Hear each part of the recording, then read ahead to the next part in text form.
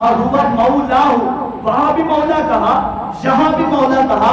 اگر وہاں مولا سے مراد سردار ہے تو یہاں مولا سے مراد سردار ہے، تو جب یہاں معنی درست نہیں ہو رہا تو معنی وہاں بھی درست نہیں ہوگا۔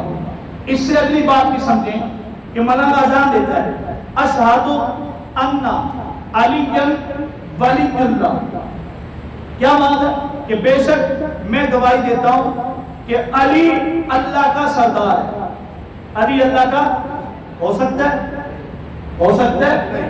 علی اللہ کا سردار ہو سکتا ہے؟ وہاں یہ ملنگ کہتا ہے نہیں سردار نہیں، دوست۔ تمام احباب اللهم صل على محمد في أول كلامنا، اللهم صل على محمد في أوسط كلامنا، اللهم صل على محمد في آخر كلامنا، رب اشرح لي صدري ويسر لي أمري واحلل عقدة من لساني يفقهوا قولي۔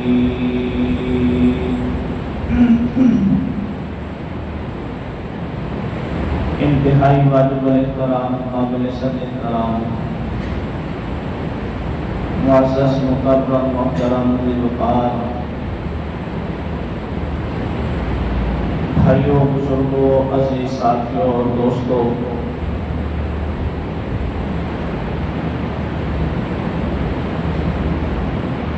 قرآن مجید کی ایک آیت مبارکہ آپ حضرات کے سامنے سورہ مائدہ کی آیت ہے، 6واں سپارہ ہے، اور احادیث گرنتھ میں سے ایک حدیث مبارکہ آپ حضرات کے سامنے پیش کی ہے۔ چونکہ رمضان کا مہینہ اپنے آخری عشرے میں داخل ہو چکا ہے، کچھ دنوں کا مہمان ہے، یہ مہمان بن کر آتا ہے اور چلا جاتا ہے۔ کچھ نصیب وہ لوگ ہیں جو اس مہینے کی قدردانی کرتے ہوئے اپنے اللہ کو منا لیتے ہیں، اپنی زندگیاں بدل لیتے ہیں۔ بہت سارے باتیں میں نے پچھلے جمعے آپ کے سامنے کی تھی کہ بہت سارے واقعات اس مہینے کے حوالے سے رونما ہوئے ہیں۔ تمامی واقعات پر گفتگو کرنا تو بہت مشکل ہے۔ آج کے مختصر سے وقت میں خلیفہ چہاروں، امام المسلمین، امام المتقین حضرت سیدنا علی المرتضی رضی اللہ تعالیٰ عنہ کے حوالے سے چند باتیں آپ حضرات کے گوش گزار کرنا ضروری اس لیے سمجھتا ہوں کہ اس مہینے کی 21 تاریخ کو حضرت علی المرتضی رضی اللہ تعالیٰ عنہ کا یوم شہادت کا دن ہے۔ 19 رمضان المبارک کو حضرت علی المرتضی رضی اللہ تعالیٰ عنہ پر عبد الرحمن ابن ملجم نامی ایک شخص جو بظاہر حضرت علی المرتضی کے محبت کا دعویٰ کیا کرتا تھا، حضرت علی المرتضی کے خاص لوگوں میں شامل تھا، حضرت علی المرتضی کے لشکر میں بھی ساتھ رہا تھا۔ اس بدبخت اور ملعون آدمی نے 19 رمضان المبارک کو حضرت علی المرتضی رضی اللہ تعالیٰ عنہ پر قاتلانہ حملہ کیا، جس کے بعد 21 رمضان المبارک کو حضرت سیدنا علی المرتضی رضی اللہ تعالیٰ عنہ کی یوم شہادت ہوئی۔ اس واقعے سے، اس حوالے سے بھی بہت ساری باتیں ہیں۔ حضرت علی المرتضی رضی اللہ تعالی عنہ کا مقام، مرتبہ، شان، رفعت اور بلندی میں بیان کروں آپ سنیں، ایک شان وہ ہے جو مصطفیٰ بیان کریں اور صحابہ کا مجمع سنیں۔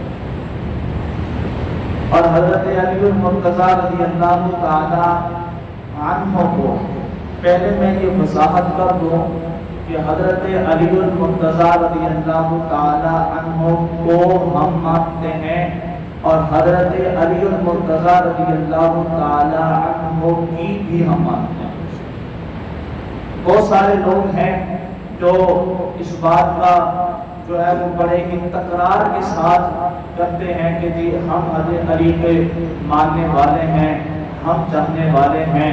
وہ اپنے آپ کو تو یہ کہتے ہیں کہ ہم علی کو مانتے ہیں، لیکن ان کی زندگی میں، ان کے مذہب میں، ان کے رنگ اور ڈھنگ میں کوئی ایسی بات نہیں ہے جو اس بات پر دلالت کرے کہ یہ علی کو بھی مانتے ہیں، علی کی بھی مانتے ہیں۔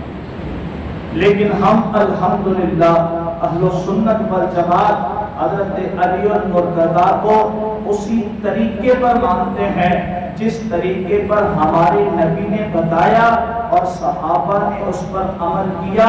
ہم علی کو ایسے مانتے ہیں جیسے ابو بکر نے مانا، ہم علی کو ایسے مانتے ہیں جیسے عمر نے مانا، ہم علی کو ایسے مانتے ہیں جیسے حضرت عثمان نے مانا، ہم علی کو ایسے مانتے ہیں جیسے طلحہ، زبیر، سعد، سعید، عبد الرحمن بن عوف، عبیدہ بن جراح، حضرت معاویہ، دیگر صحابہ نے جس طرح حضرت علی المرتضیٰ کو مانا، الحمدللہ ہم بھی علی کو ویسے ہی مانتے ہیں۔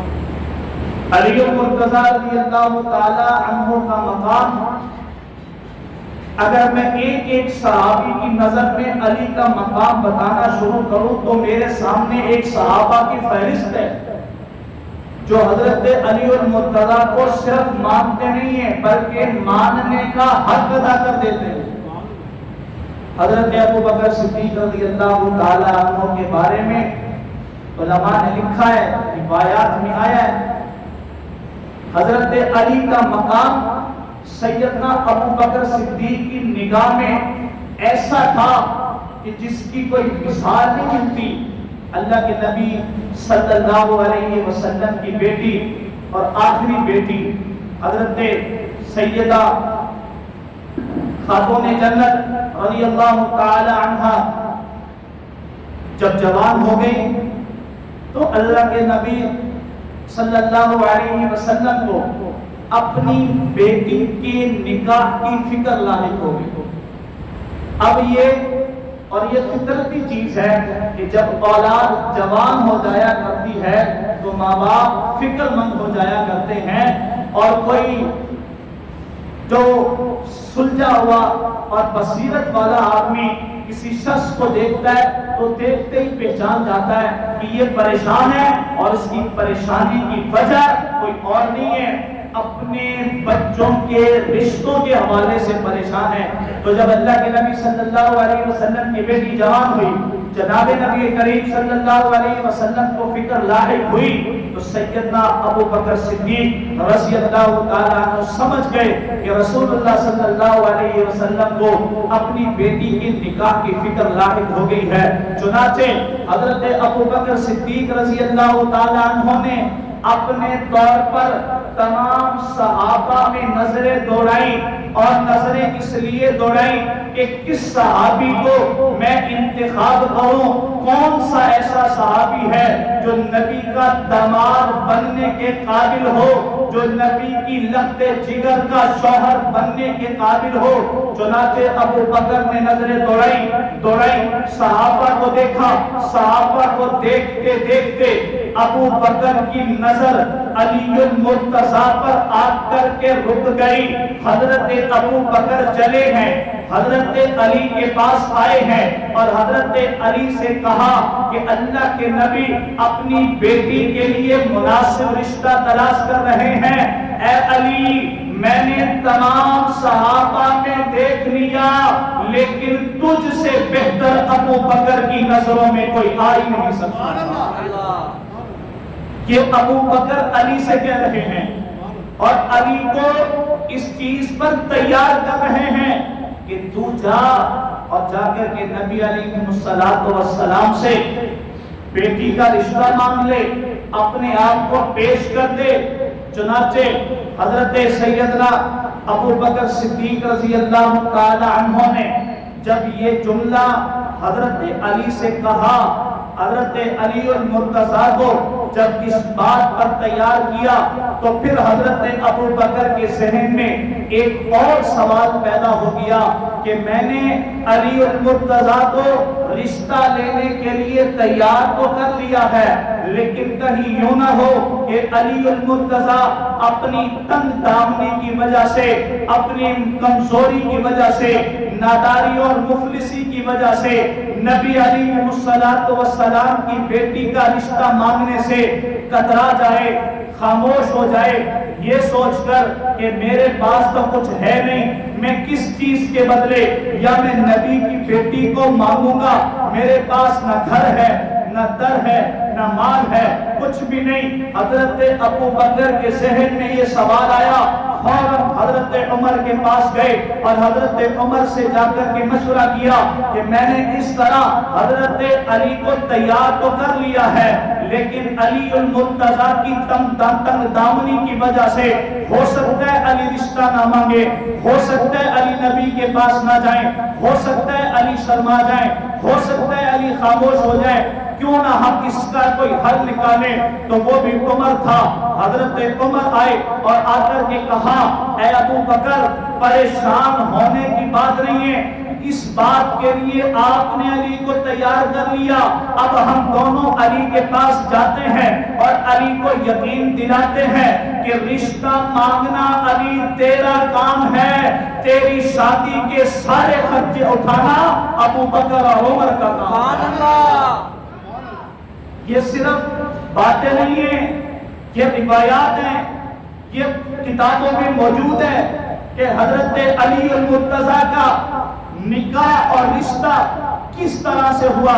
پھر یہ دونوں حضرت علی کو تیار کر چکے، حضرت علی گئے اور جا کر کے رسول اللہ صلی اللہ علیہ وسلم سے ہاتھ مانگا، رشتہ مانگا، اللہ کے نبی نے قبول کر لیا، منظور کر لیا۔ حضرت علی واپس آئے، واپس آ کر کے یہ خوشخبری، یہ خوش پیغام جب حضرت علی المرتضیٰ نے ابو بکر کو سنایا، عمر کو سنایا، تاریخ کی روایات میں یہ الفاظ موجود ہیں، فَفَرِحَا بِذَلِكَ فَرْحًا شَدِيدًا۔ جب علی کا یہ پیغام سنا تو سننے کے بعد جن دو شخصیات کو سب سے زیادہ خوشی ہوئی، فَفَرِحَا بِذَلِكَ، وہ دونوں اس بات کی وجہ سے اتنے خوش ہوئے کہ فرحن شدیدن، جو سب سے زیادہ اس رشتے کی منظوری کے بعد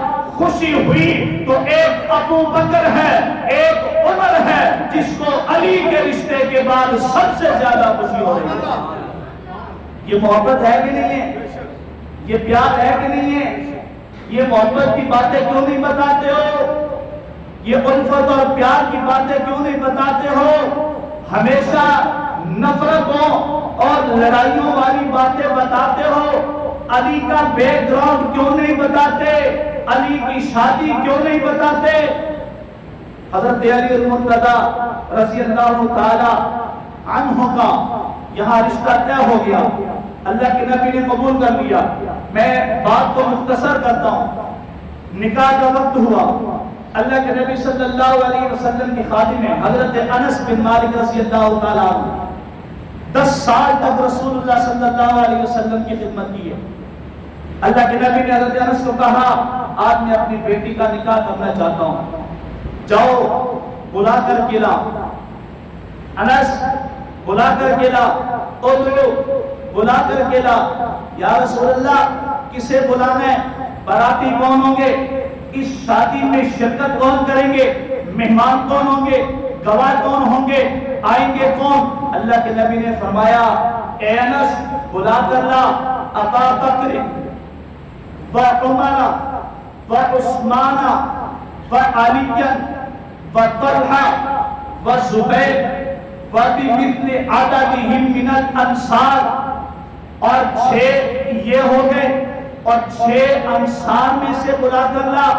ان 12 کی موجودگی میں اپنی بیٹی کا نکاح علی سے کروں گا۔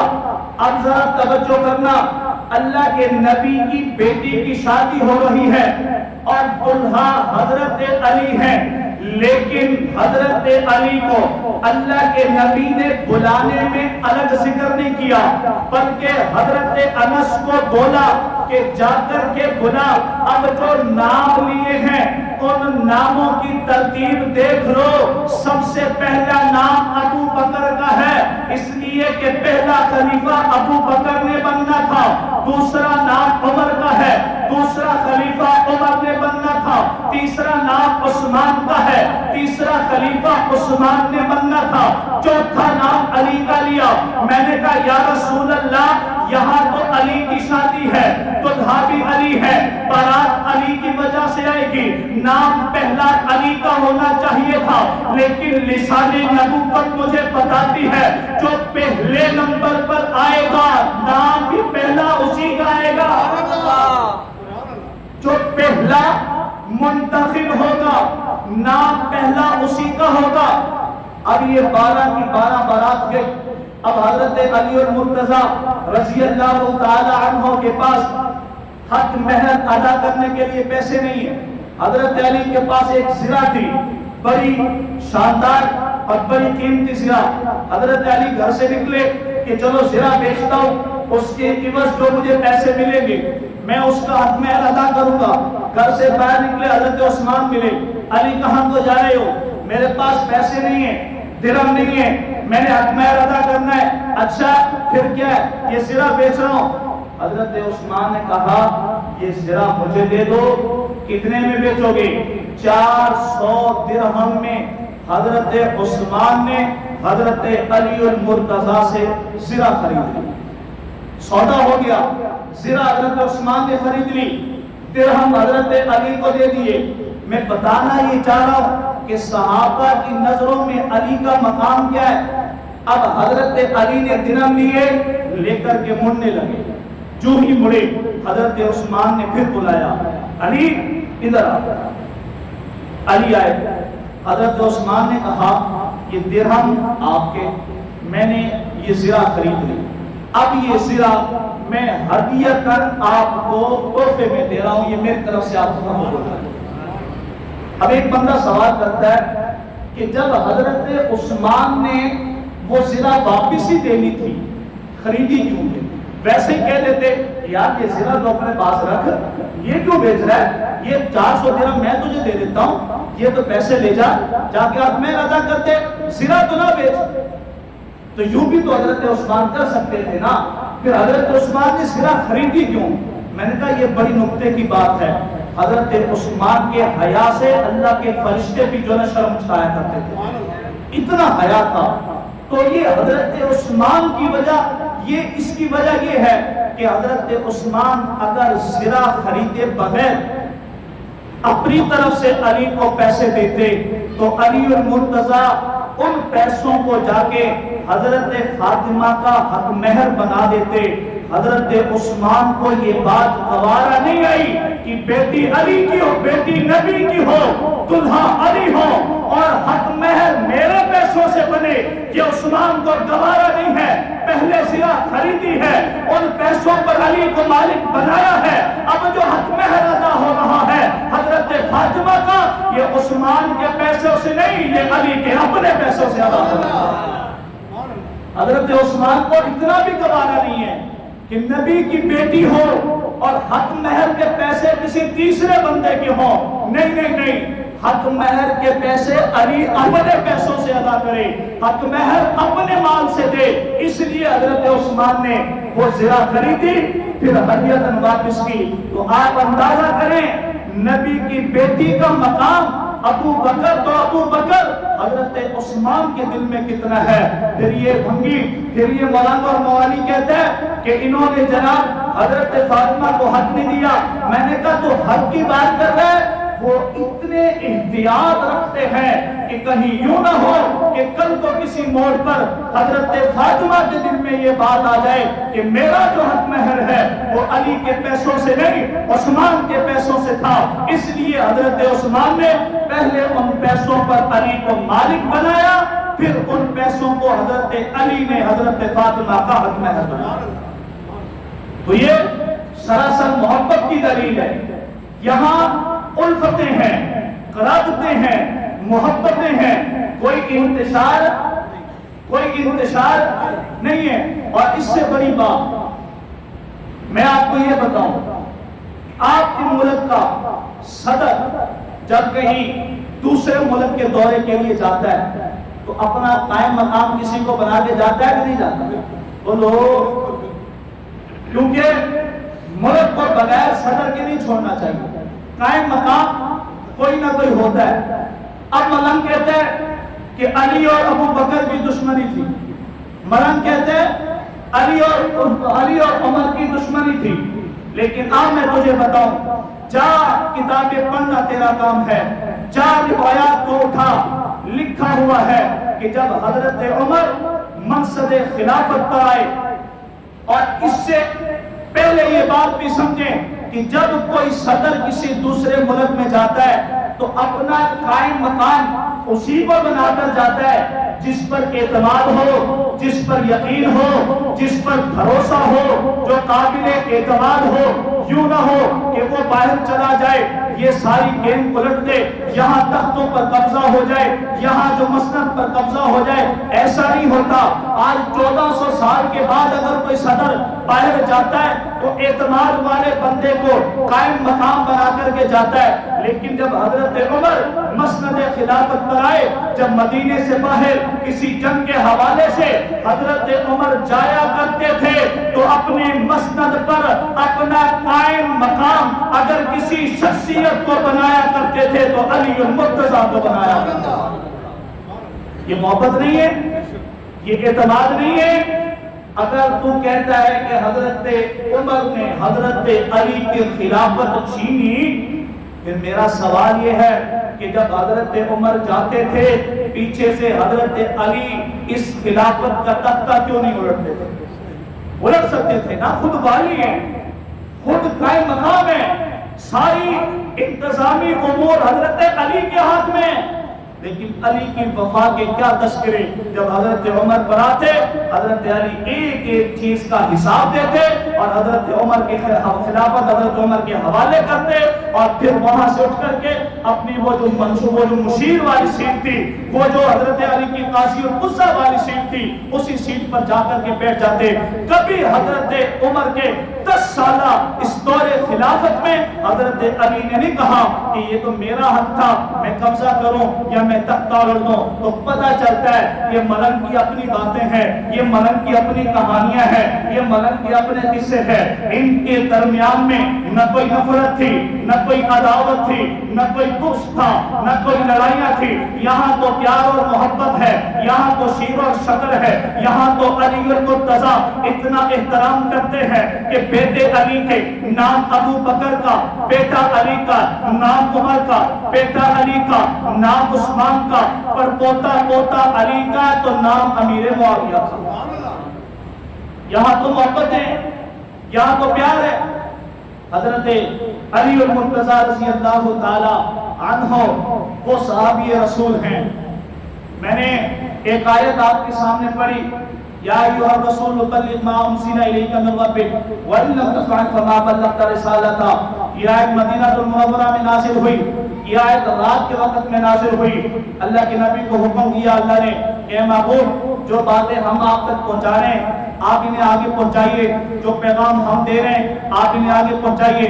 وَإِن لَمْ تَفْعَلْ فَمَا بَلَّغْتَ رِسَالَتَهُ۔ اگر آپ نے ان باتوں کو، ان احکامات کو آگے پہنچانے میں کمی کی، سستی کی، تو پھر آپ رسالت کا حق ادا نہیں کر سکتے۔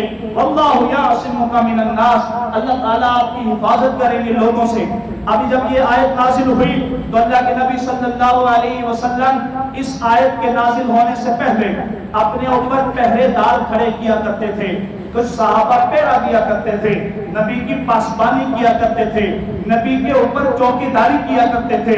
جب یہ آیت نازل ہوئی، اللہ کے نبی نے رات کے وقت اپنا سر مبارک بالا خانے سے نکالا اور صحابہ سے کہا اب آپ چلے جائیں، اللہ نے خود ذمہ لے لیا ہے، واللہ یعصمک من الناس، اللہ تعالیٰ خود حفاظت فرمائیں گے۔ یہ اس آیت کا شان نزول ہے، یہ اس آیت کے اندر بتا دیا۔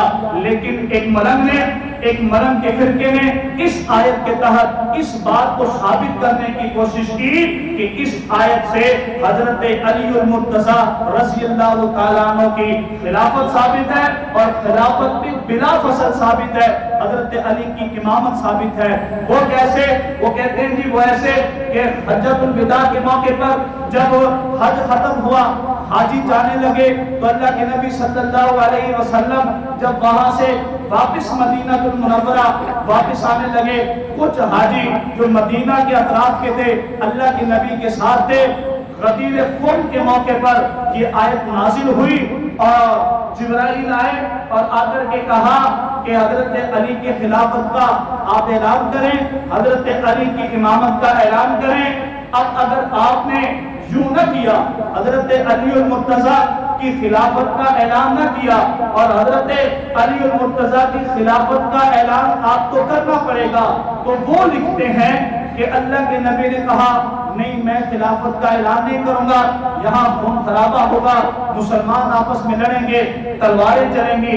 جبرائیل پھر گئے، پھر آئے، اور پھر آ کر کے اللہ کے نبی کو ذرا سختی کے ساتھ کہا کہ اگر آپ نے حضرت علی کی خلافت کا اعلان نہ کیا وَإِن لَمْ تَفْعَلْ فَمَا بَلَّغْتَ رِسَالَتَهُ، دھمکی لگائی، ساتھ دھمکی یہ تھی کہ اگر علی کی خلافت کا اعلان آپ نے نہیں کیا تو پھر آپ رسالت کے صحیح طریقے پر رسالت کو پورا کرنے کے حقدار نہیں ہوں گے۔ چنانچہ پھر وہاں پر اللہ کے نبی نے یہ بات کی من کنت مولاہ فہذا علی مولاہ، جس کا میں مولا اس کا علی مولا۔ چنانچہ ان باتوں کو ملا کر کے مرم یہ ثابت کرتا ہے کہ یہاں سے حضرت علی کی خلافت بلا فصل ثابت ہے، جبکہ حقیقت میں اس آیت کا اس حدیث کے ساتھ کوئی ربط نہیں ہے، کوئی ربط نہیں ہے۔ یہ جو حدیث ہے یہ اس کی سب سے پہلے تو اس کی سند کمزور ہے، بعض علماء نے اس حدیث کو ضعیف قرار دیا ہے۔ اب ایک ضعیف حدیث کے ذریعے سے اتنے بڑے عقیدے کو ثابت کرنا یہ کہاں کا انصاف ہے؟ یہ تو ایک یہ عقیدہ امامت یہ اہل تشیع کے عقیدوں کی ریڑھ کی ہڈی رکھتا ہے، ان کا پورا مذہب اس کے نیچے چھپا ہوا ہے۔ چنانچہ اس حدیث کا صحیح مطلب یہ ہے کہ جب اللہ کے نبی یہاں سے فارغ ہوئے، مکے سے حجۃ الوداع کے موقع پر واپس ہوئے، تو کچھ صحابہ حضرت علی المرتضی کے ساتھ آپس میں تھوڑی سی کسی بات پر رنجش تھی، صحابہ کی آپس میں کوئی رنجش تھی۔ پھر یہ قافلہ چلا غدیر کہتے ہیں تالاب کو، غدیر تالاب ہے پانی کا تالاب، وہاں پر پہنچے تو خم علاقے کا نام ہے، غدیر خم یعنی خم والا پانی کا تالاب، وہاں پر پڑاؤ ڈالا تو رسول اللہ صلی اللہ علیہ وسلم کو صحابہ میں سے کسی نے اس رنجش کے بارے میں بتا دیا۔ اللہ کے نبی نے صحابہ کو جمع کیا، بہت بڑا خطبہ دیا، اس خطبے میں سے ایک جملہ یہ بھی کہا کہ من کنت مولاہ فہذا علی مولا، جو مجھے اپنا دوست رکھتا ہے وہ علی کو بھی اپنا دوست رکھتا ہے۔ بس اتنی سی بات تھی۔ جب اللہ کے نبی نے یہ خطبہ دیا، صحابہ تو ویسے ہی پروانے تھے، نبوت کے اشاروں پر کٹ مننے والے تھے، اللہ کے نبی نے یہ خطبہ دیا، یہ جو رنجش تھی آپس میں ختم ہوئی، یہاں بات ختم ہو گئی۔ لیکن پھر بعد میں جا کر کے اس جملے کو اٹھا کر کے مرنگ نے یہاں ثابت کرنے کی کوشش کی کہ نبی نے کہا جس کا میں سردار اس علی بھی اس کا سردار، جبکہ اس حدیث سے سردار کا معنی ہی نہیں، یہاں معنی ہے مولا کا دوست تھا۔ سورہ تحریم میں اللہ رب العزت اپنے پیغمبر صلی اللہ علیہ وسلم کے مولاہ و جبریل و صالح المؤمنین، یہ سورہ تحریم میں اگر یا اللہ کرے کہ اے نبی اللہ بھی آپ کا مولا ہے، جبرائیل بھی آپ کا مولا ہے، اور تمام صالحین مومنین بھی آپ کی کیا ہے؟ مولا ہے۔ بات سمجھ میں آ رہی ہے؟ فَإِنَّ اللَّهَ هُوَ مَوْلَاهُ، اللہ بھی مولا ہے، وَجِبْرَائِیلُ، جبرائیل بھی مولا ہے، وَصَالِحُ الْمُؤْمِنِينَ، صالح مومنین بھی کیا ہے؟ مولا ہے۔ اگر اس کا معنی سردار کیا جائے تو معنی پتہ کیا بنے گا؟ معنی یہ بنے گا کہ اے نبی اللہ بھی آپ کا سردار ہے، یہ بات تو سمجھ میں آ رہی ہے، جبرائیل بھی آپ کا سردار ہے، یہ بات ہو سکتی ہے؟ ہو سکتا ہے ایسے؟ بھلا صالح مومنین بھی آپ کے سردار ہیں، یہ ہو سکتا ہے؟ تو کیا پتہ چلا؟ مولا کا معنی سردار ہے، مولا کا معنی سردار، مولا کا معنی ہے دوست۔ مولا کا کیا معنی ہے؟ اس آیت سے یہ بات واضح ہو جاتی ہے کہ فَإِنَّ اللَّهَ هُوَ مَوْلَاهُ، وہاں بھی مولا کہا، یہاں بھی مولا کہا۔ اگر وہاں مولا سے مراد سردار ہے تو یہاں مولا سے مراد سردار ہے، تو جب یہاں معنی درست نہیں ہو رہا تو معنی وہاں بھی درست نہیں ہوگا۔ اس سے اگلی بات بھی سمجھیں کہ ملنگ اذان دیتا ہے، اشہدو ان علی ولی اللہ، کیا معنی ہے؟ کہ بے شک میں گواہی دیتا ہوں کہ علی اللہ کا سردار ہے۔ علی اللہ کا ہو سکتا ہے؟ ہو سکتا ہے؟ علی اللہ کا سردار ہو سکتا ہے؟ وہاں یہ ملنگ کہتا ہے نہیں سردار نہیں، دوست۔ دوست، میں نے کہا جب وہاں دوست ہے تو یہاں بھی معنی کیا ہوگا؟ یہاں بھی کیا ہوگا؟ دوست کا ہوگا۔ تو یہ آپ بات سمجھ لیں کہ من کنت مولاہ فہذا علی مولاہ سے مراد کوئی سردار نہیں ہے، کوئی خلافت کا اعلان نہیں ہے، کوئی جناب امامت کا اعلان نہیں ہے۔ یہاں صحابہ میں رنجش تھی، اللہ کے نبی نے واضح کر دیا جس کا میں دوست ہوں اس کا علی دوست ہے، جس سے میں محبت رکھتا ہوں اسے علی محبت رکھتا ہے، جو مجھ سے محبت رکھتا ہے وہ علی سے بھی محبت رکھتا ہے۔ یہ بات ہے۔ اب اگر ایک اور زاویے سے سوچا جائے، ملنگ کہتا ہے کہ جی حضرت علی کی خلافت اور امامت کا اعلان وہاں کیا جہاں پر صرف مدینہ کے حاجی تھے، تو سوال یہ ہے کہ 9 ذی الحجہ کو جب مقام عرفات میں اللہ کے نبی تھے تو اعلان یہاں ہونا چاہیے تھا نا جہاں پوری دنیا کے حاجی اکٹھے ہوئے تھے، تو وہاں اعلان کیوں ہوا ہے؟ پتہ چلا کہ وہاں جو اعلان ہو رہا ہے وہ اصول نہیں ہے، وہ دین کا وہ اصول نہیں ہے، وہ تھرو ہے، وہ صحابہ کی آپس میں رنجش کو دور کرنے کے لیے۔ اگر یہ بات اصولی ہوتی اور دین کا اصول ہوتا تو پھر یہ بات اللہ کے نبی پوری دنیا کے حاجیوں کے درمیان کھڑے ہو کر کے یہاں عرفات کے میدان میں کہتے، نہ کہ غدیر خم کے میدان میں جا کر۔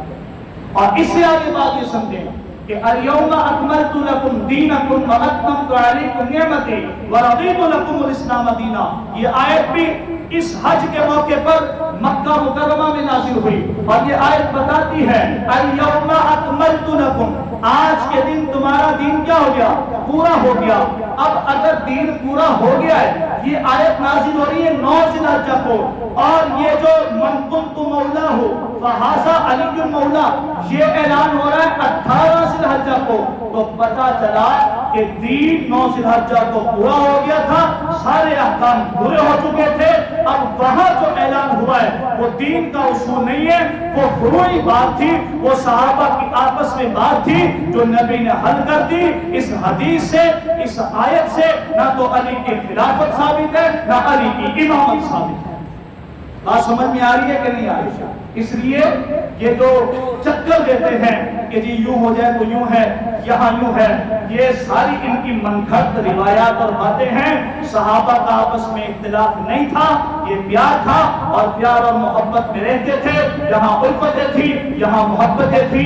اللہ تعالیٰ سے دعا ہے کہ اللہ تعالیٰ ہم سب کو حضرات صحابہ اکرام کے نقش قدم پر چلنے کی توفیق عطا فرمائے۔ وما علینا الا البلاغ المبین۔